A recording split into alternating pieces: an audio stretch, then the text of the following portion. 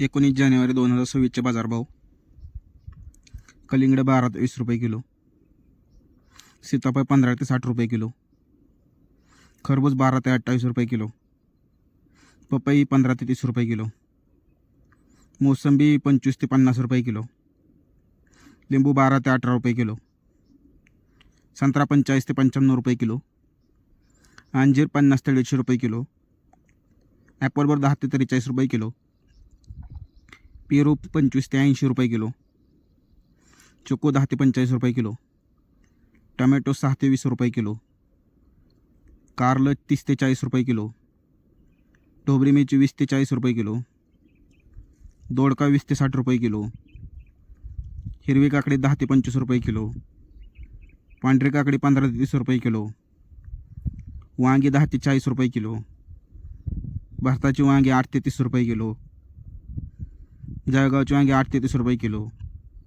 हिरवी मिरची 35 ते 60 रुपये किलो, शेवगा 40 ते 100 रुपये किलो, भेंडी 20 ते 45 रुपये किलो, घेवडा 20 ते 60 रुपये किलो, फ्लावर 8 ते 20 रुपये किलो, कोबी 7 ते 14 रुपये किलो, बीन्स 30 ते 45 रुपये किलो, चवळी 15 ते 35 रुपये किलो, भुईमुगाची शेंग 25 ते 60 रुपये किलो, राजमा 20 ते 40 रुपये किलो, तोंडली 30 ते 60 रुपये किलो, आले 20 ते 45 रुपये किलो, डांगर भोपळा 8 ते 20 रुपये किलो, कवळा 8 ते 32 रुपये किलो, बीट 7 ते 20 रुपये किलो, मुळा 8 ते 15 रुपये गड्डी, गाजर 10 ते 20 रुपये किलो, डेमसे 20 ते 35 रुपये किलो, गोसावळे 20 ते 30 रुपये किलो, मटर वाटाणा 20 ते 30 रुपये किलो,